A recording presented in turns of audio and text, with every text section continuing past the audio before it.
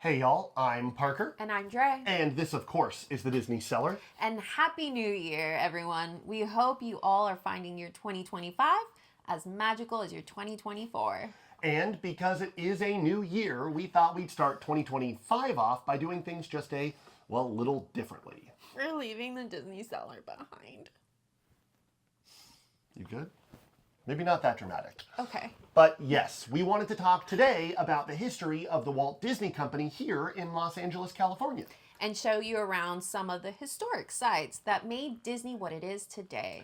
And if you're like us and, very sadly, your magic keys are still blacked out. Yup. Or if you're just looking for a new way to connect to Disney outside of the parks, then this should be a fun way to learn just a little bit about Disney history and take in some of the beautiful sights around Los Angeles. and sit in traffic for hours. Yeah, it's LA. There's probably going to be some traffic.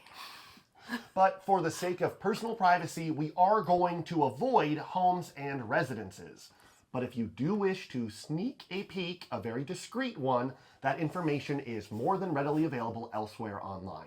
Our day begins where the story of the Disney Company began, at the first studio at 4649 and 4651 Kingswell Avenue. Following the bankruptcy and closure of Walt's animation studio in Kansas City, Missouri, Walt boarded a train west in July of 1923 to join his brother Roy, who was, kind of down on his luck in actually recovering from tuberculosis at the Sawtell Veterans Home in West LA.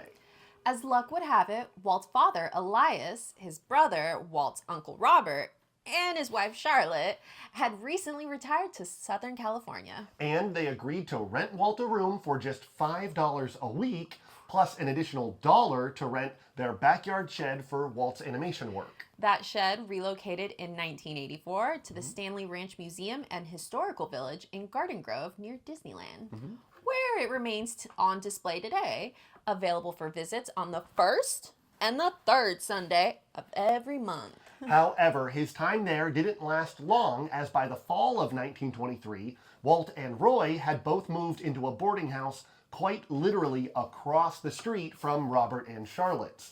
And by the end of 1923, Walt had secured a distribution deal to produce his Alice Comedies series. A continuation of Walt and Ub Iwerk's Alice Comedy, Alice's Wonderland, which led to the closure of the failing Laugh-O-Gram Studios in Kansas City. The Alice Comedy starred a live-action little girl originally played by Virginia Davis and an animated cat named Julius. And, it kind of followed them on their adventures in an animated world, and the events were loosely inspired by Lewis Carroll's Alice in Wonderland.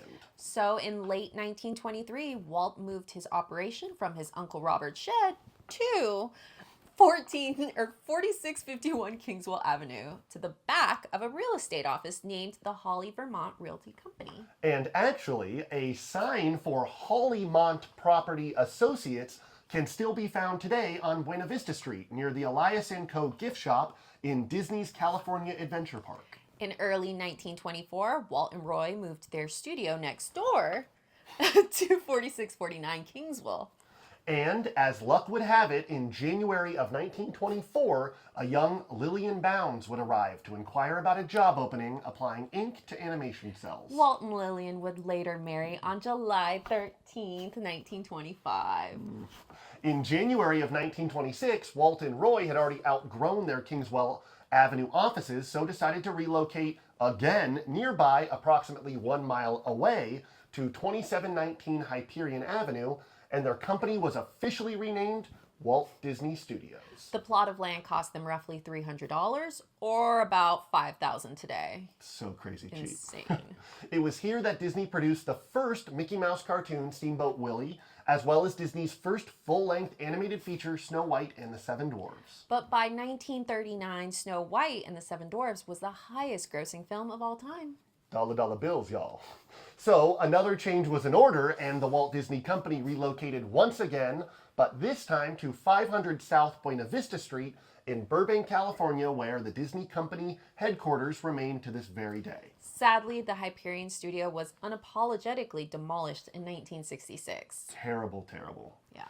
Today, a strip mall and a rather expensive grocery store are all that remain of one of Los Angeles' most iconic studio buildings. It's not Erewhon expensive, but still. Yeah, it's a Gelson's. It's still very pricey. Yeah. And tours of the Walt Disney Studio near Warner Brothers and Universal Studios in Burbank are actually available to D23 members only on a very limited first-come, first-served basis. The 2.5-hour walking tour includes the original animation building, as well as the historic sound stages and the Disney Legends Plaza. The tour also includes a rare glimpse into the Walt Disney Archives, as well as Walt's restored 3H office, including original furniture, awards, and items from Walt's personal collections. So cool. Yeah. And as a newly inducted D23 Gold member, yes, we are, we're very excited to take this tour. So be on the lookout for a video or POV, hopefully here in the near future. So what that means is we can probably save the story of the Buena Vista Studio for another day after we take the tour and after we post those videos. Next on our tour through is Walt's Barn. In 1950, the Disney family moved to 355 North Carrollwood Drive in the Holmby Hills near Beverly Hills and Westwood. And as a lifelong lover of trains, Walt actually constructed a rideable 1/8 miniature railroad in his backyard, aptly named the Carrollwood Pacific Railroad, that circled like literally the entire estate. The Walt Disney Studios machine shop engineered the locomotive, And Walt himself constructed the caboose. which he named the Lily Bell after his wife Lillian, and the caboose of all that same name still And a caboose of that same name. resides at Disneyland today. It's a different caboose, but it's a different very caboose. similar and inspired. And as a charter member of the Los Angeles Live Steamers, Walt himself donated 1,500 feet of Carrollwood Pacific Railroad track to the Los Angeles Live Steamers Railroad Museum in Griffith Park. It's near the Buena Vista Studio, and following his untimely death in 1966, Lillian actually had the rest of the track donated to the museum as well. The control center and home of the Carrollwood Pacific Railroad was a bright red barn, partially inspired by the barn at the Disney Family Farm in Missouri. And in July of 1999, the barn, as well as the Carrollwood Pacific Railroad, was donated and relocated to the Los Angeles Live Steamers Railroad Museum, where it continues to live on, chugging along to this very day. Operated by the Carrollwood Foundation, Walt's Barn is now a museum and is open to the public on the third Sunday of every month.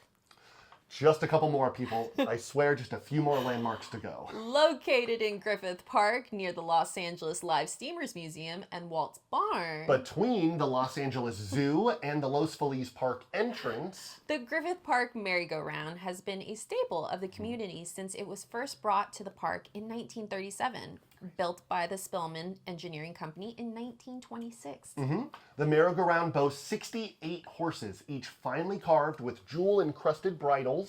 A Stinson 165 military band organ, allegedly the largest band organ to accompany a carousel on the West Coast, plays over 1,500 selections of band marches and waltz music, and yes, even a few Disney classics. Of the merry-go-round, Walt himself had this to say.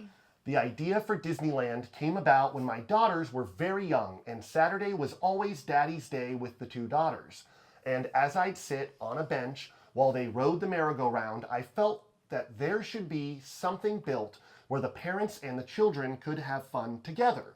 So that's how Disneyland started. It started from a daddy with two daughters wondering where he could take them, where he could have a little fun with them too.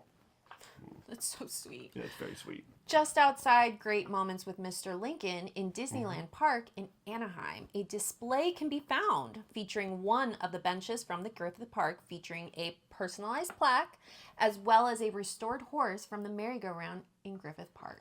Another bench can actually also be found on display at the merry-go-round itself, so we may well never know which bench is the actual real bench or if there were many.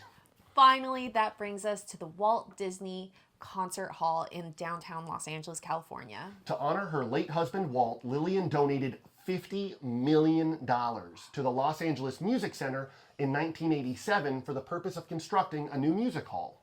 The Disney family had a long-standing association with the Music Center, and Lillian felt the donation was a reflection of Walt's love for music and seen throughout his life and prolific career. As well as his love and adoration for one of his own films, Fantasia. An architect was selected by committee headed by attorney and real estate developer Fred Nicholas. And, well, from an initial list of approximately 80 or so architects, Frank Gehry was selected to champion the project's ambitious proposal and its design. It took 16 years to construct, finally opening in October of 2003. Way too long, but Insane. that's a whole story for another day. But as a tribute to Lillian Disney's contribution, after meeting with her in her own home and discovering her and Walt's love and affinity for Dutch Delft pottery, Gehry designed a fountain in the shape of her favorite flower titled A Rose for Lily. The installation measures 22 feet wide by 17 feet long, and 7 feet high. It's huge. It's a very, very large installation.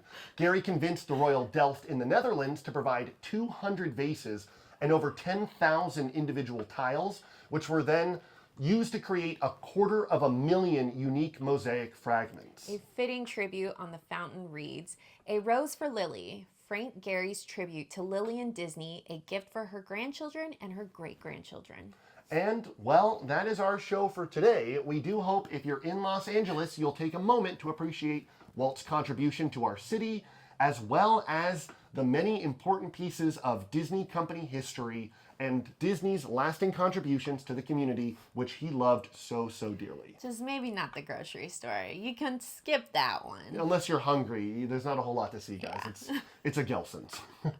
Anyways, as always, this is the Disney Cellar. I'm Parker. And I'm Dre. And we hope you have a magical day. 2025?